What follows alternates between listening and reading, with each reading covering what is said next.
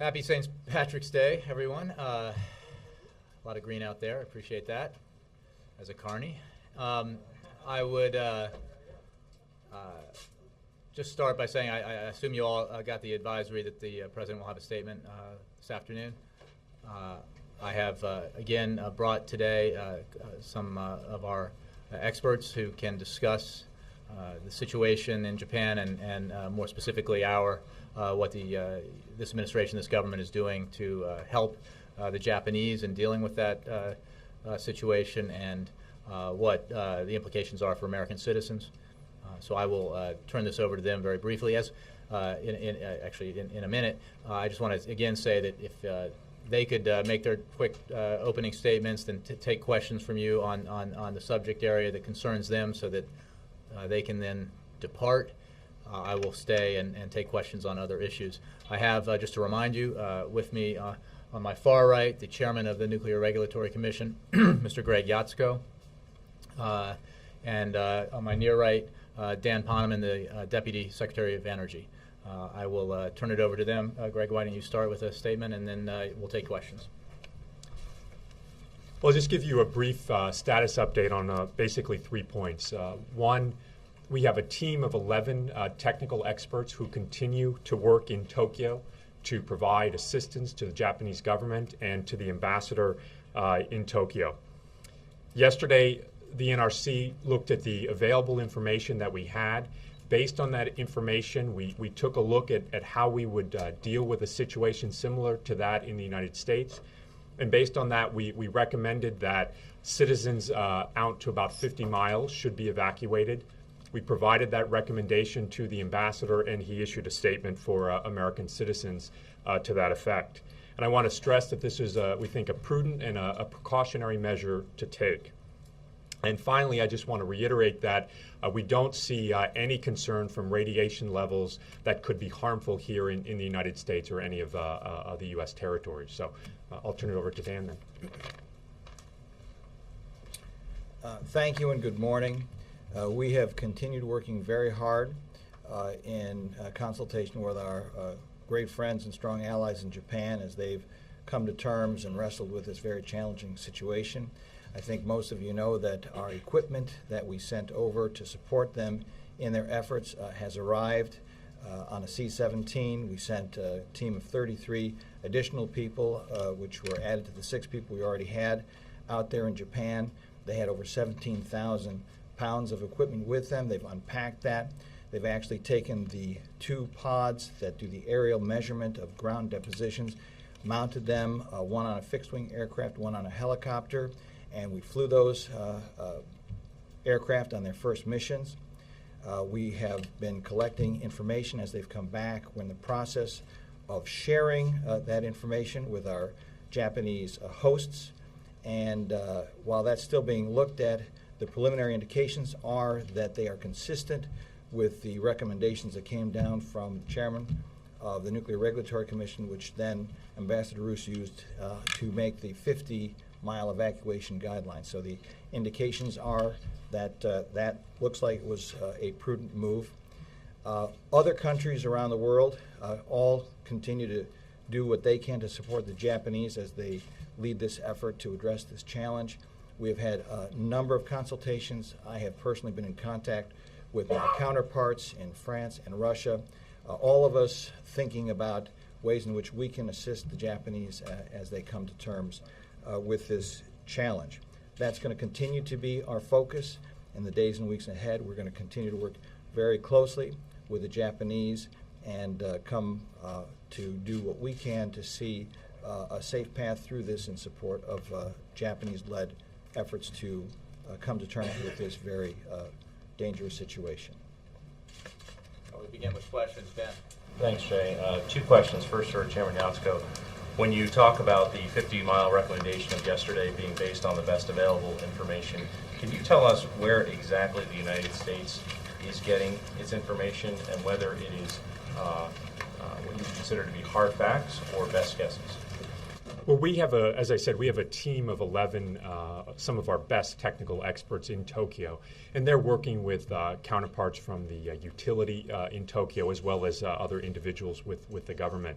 So that's one of the sources. We're collecting data from as many places as we can to, as I said, to make the best judgments we can with the information available. But I would stress that this is a very difficult situation. There's often conflicting information, and so we made what we thought was a prudent decision. So how would you characterize your faith in the accuracy of the information you're getting?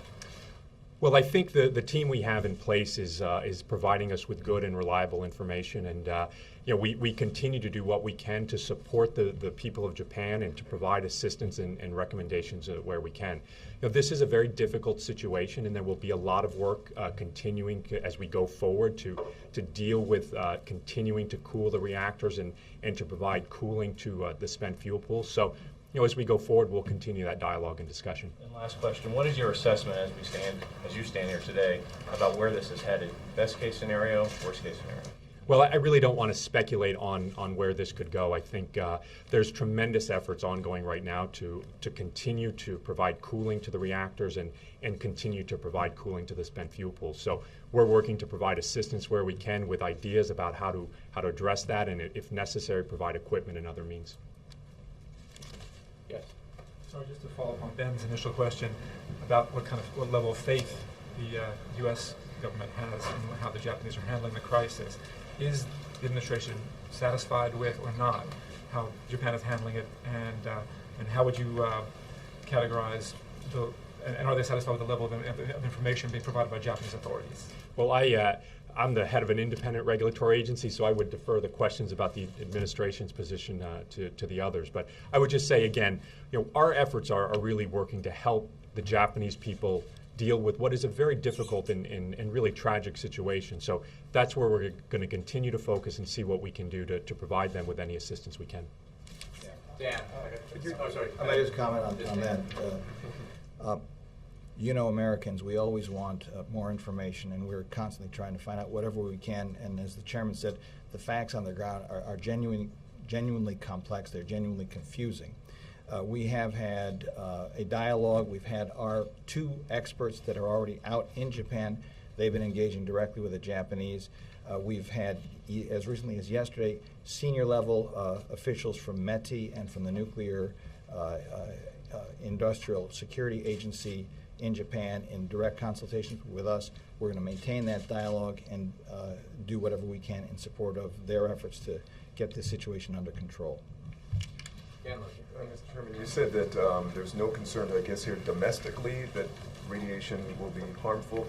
In addition to the ongoing measurements, I guess, that are taken on a regular basis, aside from this disaster, what else is being done to get an accurate measurement that none of this will impact the United States?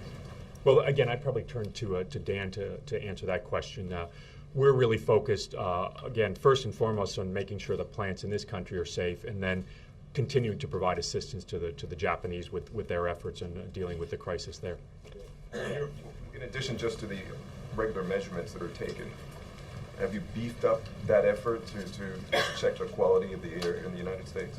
Well, there's a continuous effort, as you well know, that the EPA runs to make sure we have detectors all over the country. But in addition to that, has there been anything that's been added? I would refer you to EPA for more specifics on anything they're doing. What we have been doing to support them in that effort is to make sure that we have the people at Lawrence Livermore who are working on the modeling aspect of this, so that as and when data comes in, we've got the capability and a robust one to analyze that information. That's, of course, something that we do in conjunction with NOAA and Jane Lubchenco. So everything that could be done to be prepared for such time as that mechanism needs to be used has been done. But I would go back to what the chairman has said. There's nothing that indicates at this stage that that's going to be required under the circumstances as we now understand them. So Americans shouldn't be concerned at this point. That's it. Yeah, I just want to stress, I don't think there's any real disagreement here. The basic physics and basic science tells us that there really can't be any risk or harm to anyone here in the United States or Hawaii or any of the other territories. So that's something that we feel very comfortable with. It's really just based on the basic facts and science that's involved here. Mr. Chairman, could you tell us, since the 3 days since you stood there before, why did the situation deteriorate the way it did at the 4 reactors? Can you explain to us what has happened? We've seen the pictures of the reactors. What's happened since you were here on Monday? Well, the situation continues to be very dynamic in Japan. And as we looked at a lot of the available information, we saw greater challenges, I think, with providing cooling to some of the spent fuel pools. That had initially not been as much of an issue. So that was really one of the major changes that led us to reevaluate some of our information and come up with the recommendation we did. And the situation as it stands right now, the attempts today to put water in there don't seem to have done much? Well, I would say right now there's continued efforts to do that. They're continuing to provide water into the spent fuel pools as well as continue to provide cooling to the reactor core. And that's really what their focus is going to have to be for some time, is just to continue that activity of cooling and getting water or other means to cool the reactors and the pools. Days or weeks? This is something that will likely take some time to work through, possibly weeks, as eventually you remove the majority of the heat from the reactors and then the spent fuel pool. So it's something that will be ongoing for some time, and that's why, as I said, we're continuing to do everything we can to provide assistance to the Japanese as they deal with this situation. You said that the 11 experts, the 11 American experts, are in Tokyo. Does that mean that they are completely reliant on Japanese officials and utility officials closer to the site to give them the information that they then analyze, or is there an independent way for them to get information about what's actually happening? Well, they're working with counterparts from the utility and other officials there to gather information, and then of course they're using their judgment. They're communicating back here with our staff at headquarters. We're reaching out to experts in this country to provide additional ideas if necessary. Independent information on their own, or is it all coming to them from somebody in Japan? Well, the information is coming to them from sources ultimately in Japan. And again, this is a very dynamic and a very, I think, complicated situation in Japan. So they'll continue to work with their counterparts there and continue to provide recommendations to us about what we think we can do to help the Japanese. And I ask that because even the Prime Minister of Japan and certainly the Japanese public have expressed great frustration with the secrecy and lack of transparency coming in particular from the utility. Are you experiencing that same frustration? Are your people that same frustration in getting information? Well, they are. I think the people we have in Tokyo, they are talking with experts there. They're talking with individuals from the utility, and I think they're getting information that is useful to us in making the kinds of recommendations that we need to make. And our focus is really on looking at how would this situation be similar to a situation in the United States, and then providing suggestions for actions we may need to take relative to American citizens. The Japanese are, as I said, they're dealing with a very significant crisis, and they have a lot of efforts focused on trying to deal with the reactors, trying to deal with the situation on the ground. So we have a small team there that's getting good information, and we'll continue to do what we can to help. And on the 50 miles, I'm sorry, go ahead. If I might just add there, that's why it's so important that we get the information that we have now sent the equipment over to collect. And we've had 2 flights come back. We've initial data pull there. We sent other detectors over there, other sampling equipment. And so it's not just people talking to people. We're beginning to collect the information that will give us the measurements that will help inform policy. And is that because you're frustrated you haven't been able to get that information directly from the Japanese? To the contrary. So there's no frustration even though the Prime Minister himself just blew up at a press conference over the lack of transparency from TEPCO.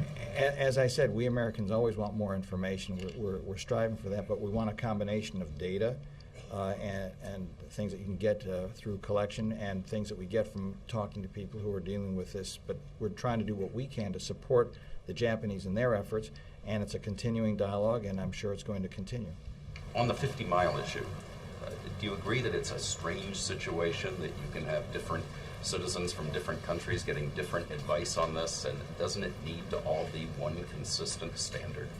Well, we have different regulatory systems throughout the world, and we have different approaches to dealing with these kinds of issues. So we took the available information we had, and we looked at how we would deal with a similar situation here in the United States, and and we made the recommendation about 50 miles. So are American citizens who don't obey that information risking their lives?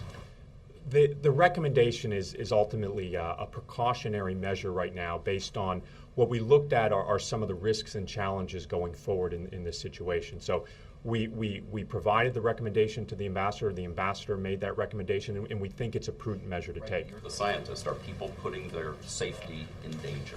As I said, we think it's a prudent measure to follow the evacuation based on how we would handle a situation like that in the United States. Japanese citizens follow that prudent measure. I think I've answered that one. Yeah, Mike. Mr. Chairman, my understanding is Senators Boxer and Carper have sent a letter to you asking the NRC to review the ability of American facilities to withstand different types of disasters. The other day it sounded like maybe that review wasn't necessary because we're constantly reviewing our facilities. But have you seen the letter? What's your reaction? What do you think? Well, anytime there's a significant event like this anywhere in the world, or even something like this in the United States, we're going to take a look at what happened. We're going to do a systematic and a methodical review of the information, and if we need to make changes to our program, we'll make changes to our program. But I want to emphasize and stress that we have a very robust program where we look at the safety and the security of our nuclear facilities on a minute-by-minute basis. And this certainly will be new information that when we have good, credible information about what happened in Japan, we'll take that information and we'll work to see what changes we might need to make, if any, to our system. I'm sorry. I might just add to that, from the aspect of policy, safety has always been our paramount concern, and we will continue to strive to make sure that all of our energy sources keep that first and foremost. And so we continue to rely on the independence of the NRC and its ability to make those judgment calls as to whether it is operating safely enough. But we will not rest from our perspective at all, because we'll continue to take every data we can into account and continue to improve the safety of our nuclear power and any other energy source that we are advancing. I imagine the 1-2 punch of a massive earthquake and then a tsunami has to make people in this country concerned about whether our facilities can withstand it. Right? I would think that we do not need to have that great a stimuli to have a continued focus on safety. It goes back decades, as we've discussed. After 3 Mile Island, which was a different kind of set of facts than what we are now presented with, we went to school on that situation. We improved the way we do our regulations. We moved toward a more passive design approach when it comes to cooling cores and so forth. And we exercise, and we come up with hypotheticals, and then we take facts in hand as they present themselves. It's going to be a continuous effort, and it's built into the management principles of our organization that we're always going to look to do what we can to make sure our activities are all carried out in the safest manner possible. Mr. Secretary, in your opening statement, you said that the aerial footage confirmed the chairman's recommendations, and what the chairman had testified to yesterday was that he thought that there was no more water in the pool, essentially. There was no more cooling mechanism. Is that what you're finding in this footage? Those are two different things. Just to be clear, what we sent out were these pods, and these pods measure deposition of radioactive materials on the ground. And so what I said was that our preliminary indications, because the data is being analyzed, it's being shared with the Japanese so they can analyze it too, suggest that the prudential measure the chairman recommended in terms of the 50-mile radius for evacuation is consistent with what we're finding. It's not related to. We don't have evidence yet of whether this pool, because he had testified yesterday that you would fear that there was no more water in this fourth reactor, in the spent fuel pod. Is that correct? Yeah. If I could just say, I think I can answer the question. The Japanese themselves have indicated that the level of water in that pond is low and is of concern.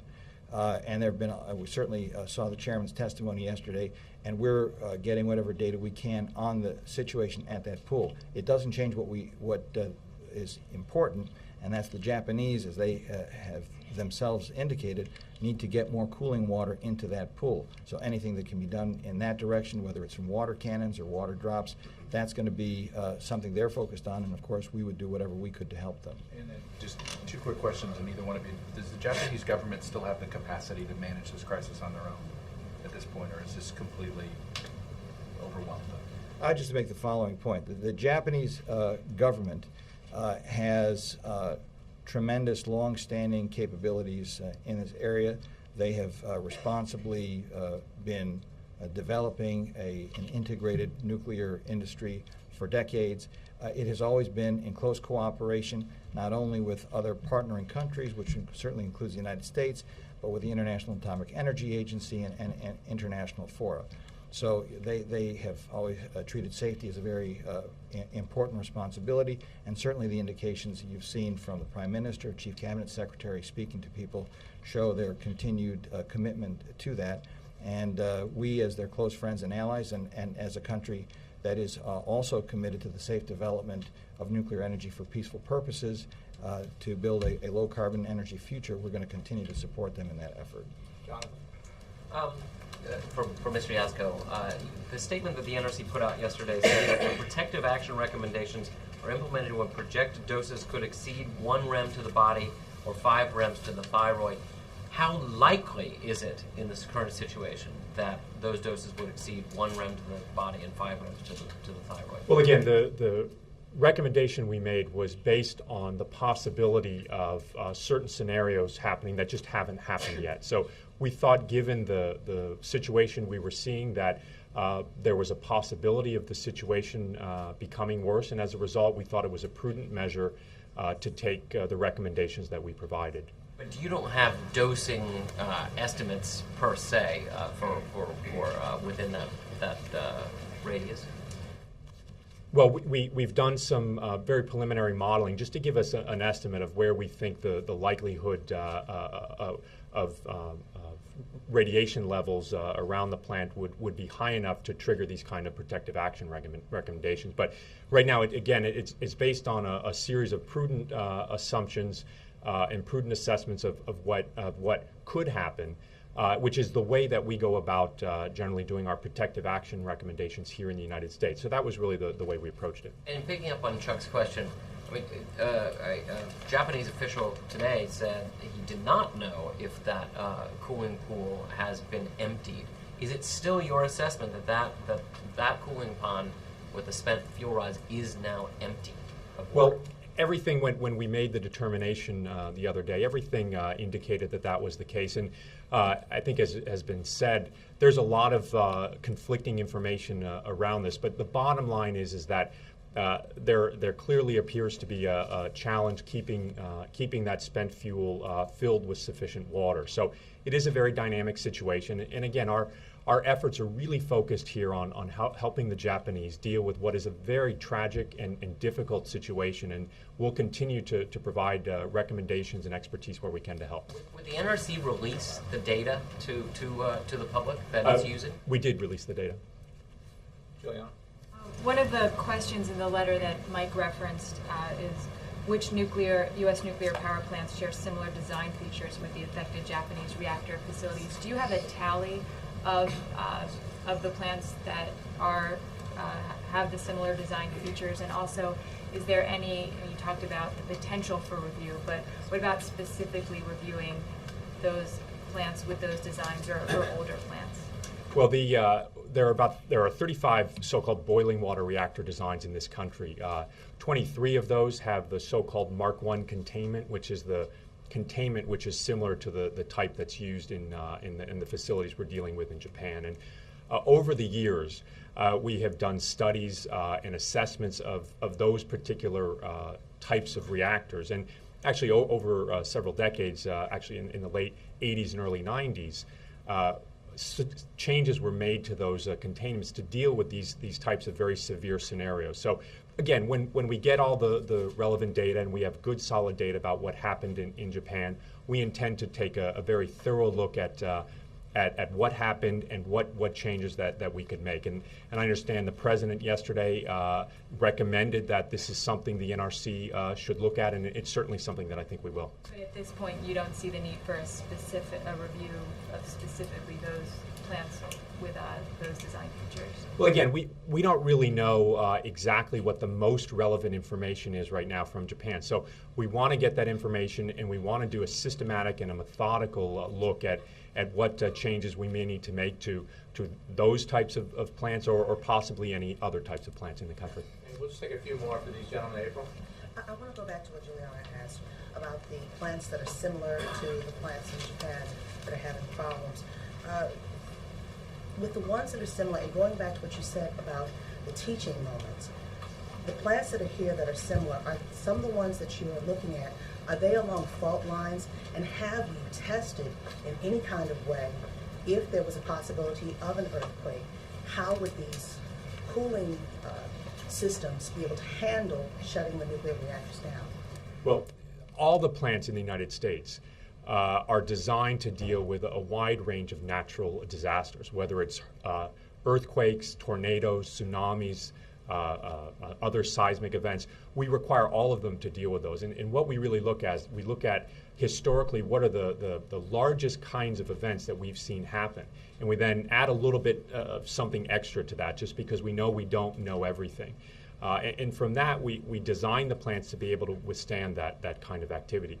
Now, as I said, over the years, we've gone a little bit beyond that as well because we know that sometimes there's limitations in our knowledge. So we've looked at what we call severe accidents, which are these kinds of very catastrophic situations. And the plants over the years have made modifications that deal with these very catastrophic types of events. And finally, following September 11th, the agency ordered all the nuclear power plants in this country to basically pre-stage equipment and materials and have procedures in place to deal with a situation very similar to what we have in Japan, where you have a catastrophic loss of power, you have a very catastrophic situation at the nuclear power plant. So we've inspected that all the plants have those procedures and they have that equipment in place. So we think that there's a very robust program in this country to deal with those things. How many, wait a minute, I want to follow up. How many of these nuclear facilities are on fault lines in the United States? Well, all the nuclear power plants in this country are designed to deal with seismic events. We tend to think about it at the NRC not in terms of what's near a fault line, but in terms of the different types of seismic activity. So in fact, every plant in the United States is designed to deal with whatever seismic activity is likely for that. How many are on fault lines? That's the question. I'm not trying to be funny, but it's a serious question because there is concern about some of these nuclear reactors in California. Well, certainly with the plants in California, they are designed to a very robust seismic standard, and for the ones that are on the coast, they're also designed to deal with a very significant tsunami. And in fact, after the 2004 tsunami, we took a look at the programs we have in place to deal with the tsunamis, much as I expect we'll do here with the situation from Japan. Thank you, guys. Oh, wait, sorry, I did say Margaret. Yeah, I just wanted to quickly clarify about the new aerial measurements that have come back. Those came back, in fact, after you'd made the 50-mile radius recommendation, right? That's correct. Is what they showed, is that the Japanese had underestimated the radiation? Is that what the new data has shown? No, first of all, we're analyzing the information and we're sharing it with the Japanese. The preliminary look at it has indicated that the measures that have been taken have been prudent ones from all of our perspective. What we monitor from the U.S. side is the guidance that comes out from the ambassador, which was informed by the chairman's recommendation on a 50-mile radius, and we have no reason to question the assessment that have been made or the recommendations that have been made by the Japanese authorities. Don't suggest that the Japanese best guess earlier was an underguess. The preliminary indications suggest that all the measures that have been recommended either by the government of Japan or by the government of the U.S. have been prudent and appropriate. Did you gentlemen brief the president today?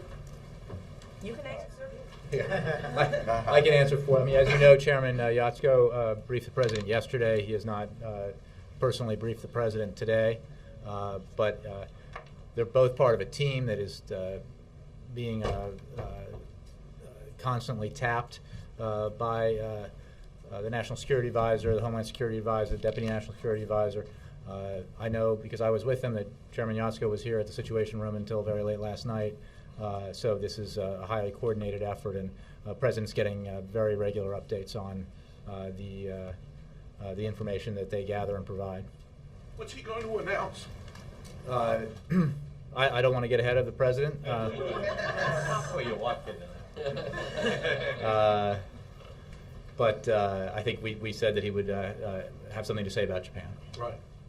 Ben, I'll do this. Let's just say, let's move very quickly so on these other issues. Ben. Very quickly, going back to the big picture here, does the President have full faith that Japan is handling this crisis appropriately and forthrightly?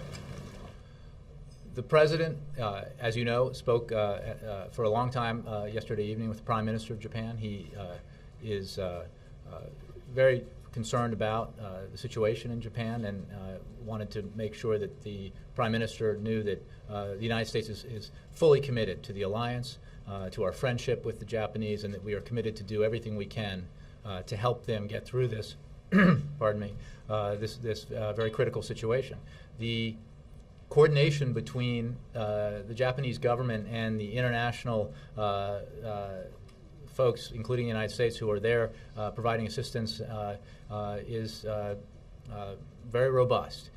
I think I should just refer you to the statements that Chairman Yatsko and Secretary Poneman made, which is it's a very fluid situation. There's a lot of information. It is not particularly easy to get information from the site because of all the reasons that have been cited about the potential radiation emissions and the damage done.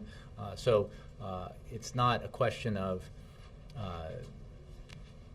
satisfaction beyond the fact that we are craving information. I think that the way Secretary Poneman described it, as Americans, we always want more information, but the cooperation is there, the data is being shared, and we look forward to continuing to work side by side with our Japanese partners in helping them and assisting them deal with this problem. Well, just quickly to follow up, I understand that the coordination is there and that these events are fluid, but I ask that because I think the American people are trying to figure this out, and they're looking to the government, our government, to say, should we have faith in the Japanese government that things are going to be handled? So I'm still trying to figure out whether... But Ben, here's the situation. This is the Japanese government crisis in Japan. They are obviously in the lead. I'm not sure what the question implies, that we would take over the effort. The question is just about whether President Obama has faith that the Japanese government is able to handle this. President Obama has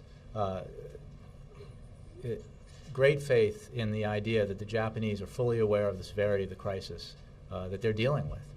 How could they not? And they have a tremendous amount of capacity and resources to deal with this very difficult problem, but it is a crisis significant enough that a lot of countries, including the United States, led by the United States, have come in to offer further aid and assistance and expertise to help them deal with it. But it is a crisis in Japan that the Japanese obviously have to take the lead in dealing with, and they are.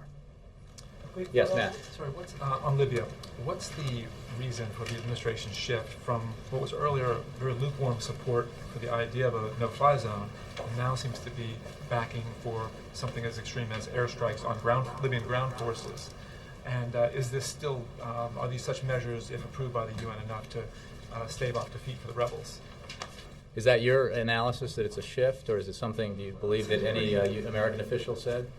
It's pretty clear that has shifted. I mean, we've gone through days of briefings in which we have made. But knocked down. Here's the thing: what Secretary Rice, Ambassador Rice, and Secretary Clinton have been working, and Ambassador Rice in particular at the United Nations, on negotiating with our partners on the Security Council on a resolution that would support a more effective international response to the situation on the ground in Libya. The President has instructed his team to play an active and leading role in these negotiations, which are aimed at producing a result which would help protect civilians and increase the pressure on the Gaddafi regime. Now, broadening out in terms of, we have made it clear from the first time you and others asked me about this question of a no-fly zone, weeks ago, that we are actively considering it, and it is an option the President insisted would be on the table. The fact that we have also discussed that we need to look at a broad range of other options, that we want to make sure that the options we choose and pursue will be effective at protecting civilians and putting pressure on the Gaddafi regime, are not contradictory. That remains our position.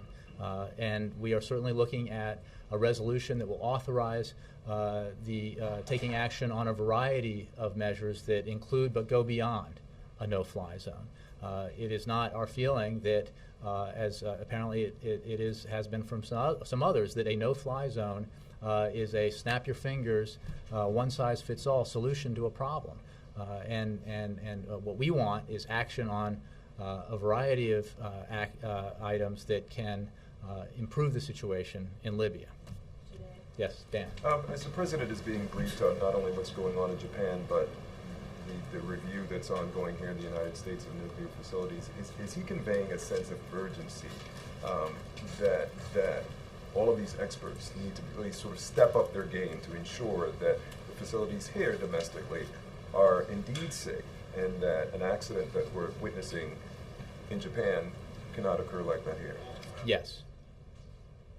He is. He is making sure that there's a sense of urgency, and he made clear in some interviews he gave the other day that he has requested and asked that the Nuclear Regulatory Commission, which is an independent body, take into account the information we're getting about what happened in Japan and the ramifications of that on the nuclear facility there, that it takes that information, analyzes it, and then applies the lessons learned to its analysis of the security and safety of the reactors here. Now, that is the NRC's mission, and I would say that the fact that the President has made that request himself only adds to the urgency of that mission. But we should remind Americans that the NRC exists precisely for that reason, and that it's a daily mission for that agency to play out scenarios, evaluate data, and make changes in the security procedures and structures at the nuclear facilities in the United States on a regular basis as it deems necessary to maintain the highest possible security and safety at those facilities. One quick question on Libya. Is there a timeline that the administration is looking at? There's been talk now for several weeks about options. We're looking at various different options. At what point will you really start executing some of these options? Well, Dan, we've executed an enormous array of options, as you know, in response to both unilaterally and with our partners internationally in response to the situation in Libya. And we moved very quickly out of the box within, I think, 9 days to get some of those actions in place. 9 days. And the resolution that may emerge from the United Nations, whether, I think Ann asked me when, and I would refer to my colleagues up in New York on the timing of that, but whether it's today or tomorrow, whenever it is, it will be at a time that comparative to any similar action taken by the United Nations in its past will be with remarkable speed, unprecedented speed. So the urgency has been there, and the timeline has simply has been driven by, from our perspective, making sure the actions we take are the right ones, and that we do not pursue an action that sounds good only to find out it's actually not achieving the purpose that we wanted it to achieve. And that is why the actions that Ambassador Rice is negotiating in New York will hopefully address the problem and the situation on the ground in a way that can be effective. Yes? Have we gone from considering actively those options that you speak of that would be in the UN to actually advocating them? All I'll say on that is that the President has instructed his team in New York to play an active and leading role in the negotiations with the goal of protecting civilians. And they are obviously working on a resolution which will contain, hopefully within it, a variety of new options that the international community can take action on that will affect the situation on the ground, protect civilians in Libya. So I think that answers your question. Yes. John. Earlier today, Senator John McCain told Sky News that he had some major concerns that the situation in Bahrain could in fact turn into a proxy war between Saudi Arabia and Iran. Does this administration share those concerns? The concerns that we have about the situation in Bahrain have been, I think, very clearly expressed by the Secretary of State, as well as by me here at the podium, which is we find the use of violence against peaceful protesters to be extremely unfortunate, abhorrent, and simply not the kind of actions that will lead to a resolution of the political problems that exist in Bahrain and that exist in countries around the region. We urge maximum restraint on the government of Bahrain and everyone else in Bahrain as they deal with this situation. We urge political dialogue, peaceful political dialogue that aimed at bringing about the kind of reforms that will respond to the legitimate grievances that Bahrainis have expressed on the streets of their capital city. So, Outside interests don't concern this administration. you know, we are obviously always concerned about the behavior of Iran. We've been very clear about our general suspiciousness of their motivations. But the guiding principle we have in looking at the events in Bahrain and the principles that the President of the United States expressed to the King yesterday, as I read out from here, are that we believe that all sides need to exercise maximum restraint, refrain from violence, and come together and in a national dialogue that resolves these issues in a way that will, in the end, benefit the people of Bahrain, the country of Bahrain, and will provide, in the long run, the kind of stability that I'm sure Bahrain wants and its people deserves. On nuclear, yes, sir. How important has the promise by Arab nations to take part in any military intervention, not simply support it, been in the administration? It's extremely important. We feel, as we've said many times, that the actions taken by the Arab League over the weekend, the statements that they put out, were very significant in making clear to the regime in Libya, to the people around the region, and to people around the world and governments around the world, that the international community is united in its opposition to Gaddafi and his actions against his own people, and that the international community is united as it moves forward to take action, more action, aimed at protecting civilians in Libya and eventually removing Gaddafi from power. So and in terms of participation, we think that is very important because of the signal it sends that this is not a Western action, not an American action, but an international action with the support of the governments and the people in the region. follow up on Israel. Let me move. Yes, sir. Here. Thank you, Jay. As Gaddafi intensifies his attacks on rebel-held areas, how concerned is the president that by the time the United Nations decides to act, it would be too late to save lives and too late to set back the advances of Gaddafi towards these areas? Well, I would say that we are very concerned about the situation in Libya and the violence that is being perpetrated by the Gaddafi regime against its people. We are acting with a great sense of urgency, together with our international partners, to take the kinds of actions that we believe will protect Libyan citizens and move towards a situation where Gaddafi is no longer in power, which is what we believe the Libyan people want. So, again, I would just refer you to the fact that the actions that we, the international community, with the leadership of the United States, have taken are unprecedented in their speed and their sweep and their scope, and the actions that the United Nations may take as it when it emerges from the Security Council emerges from its negotiations will again be unprecedented in their speed and scope. Let me, Chuck, yeah. Would one vote, even if it if it's one of the permanent members, which of course can veto the Security Council, would one vote then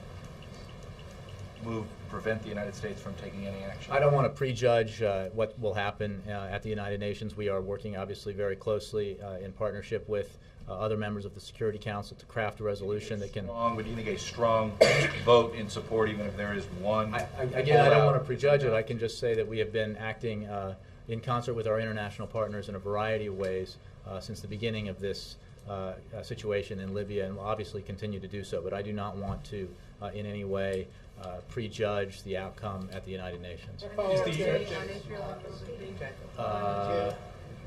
Sorry, Abby. Quick question, is the President going to take any questions in the U.S. government today?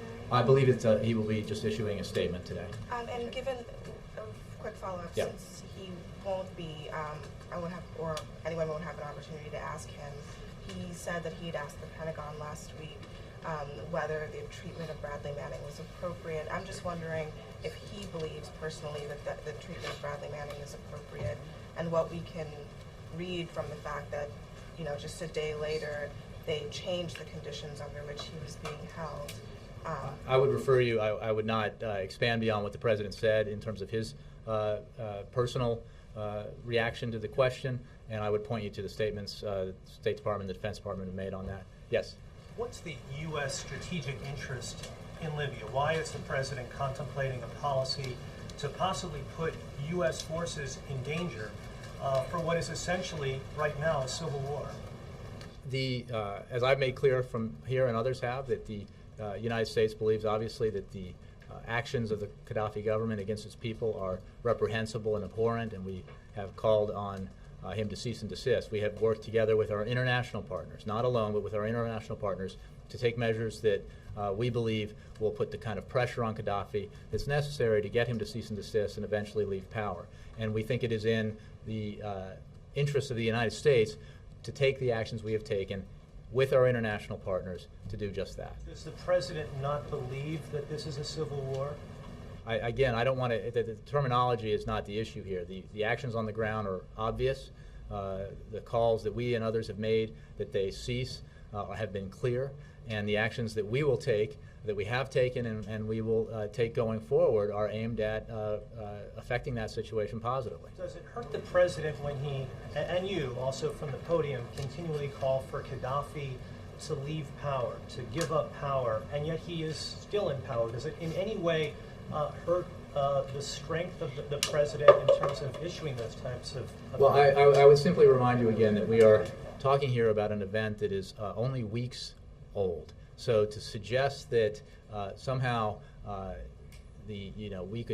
anybody could snap their fingers, and when a leader in a country takes action that the international community condemns, that leader, if he or she decides that they're going to hunker down and stay in power, that days pass and they haven't left, is some measure of the impact of the international community. That's I think a silly standard to set, because what we are seeing here is remarkable cooperation at the international level with leadership by the United States to put immense pressure on the regime in Libya to cease the violence, to stop killing its own people, and to give up power. Let me go all the way in the back. Yes, sir.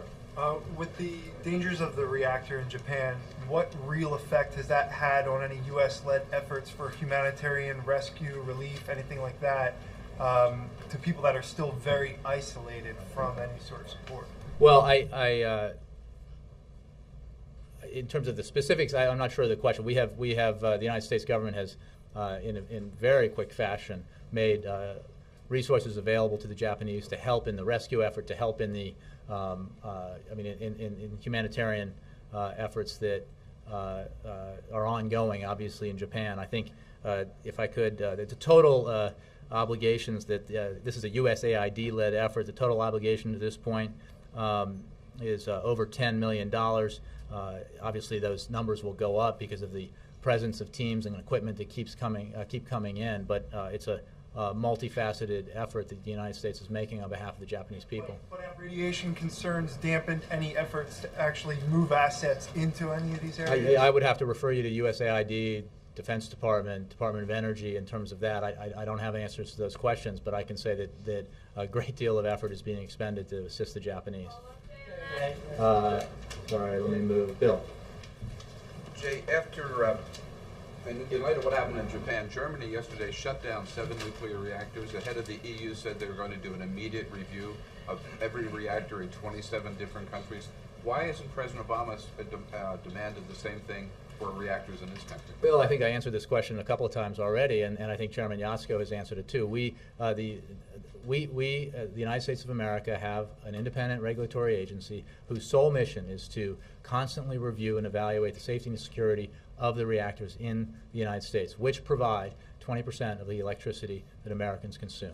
So he has full confidence in the NRC, and he has full believes in confidence that the agency charged with this responsibility is fulfilling its responsibility, and he has tasked that agency to take into account all of the information it is gleaning from the events in Japan and evaluate that information and apply it as responsible as would be responsible and necessary in evaluating the security and safety of the reactors here in the United States.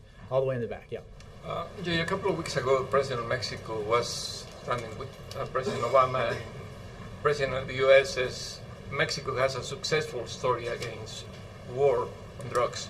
But yesterday, FBI Director Mr. Mueller went to Capitol Hill, and he was asked about it. He says he cannot say it's a successful story because the level of murders and atrocities. So what's the right position of the U.S. government? Well, I think what the President said is he commended Mr. Calderon on his bravery and his commitment to taking on this enormous challenge.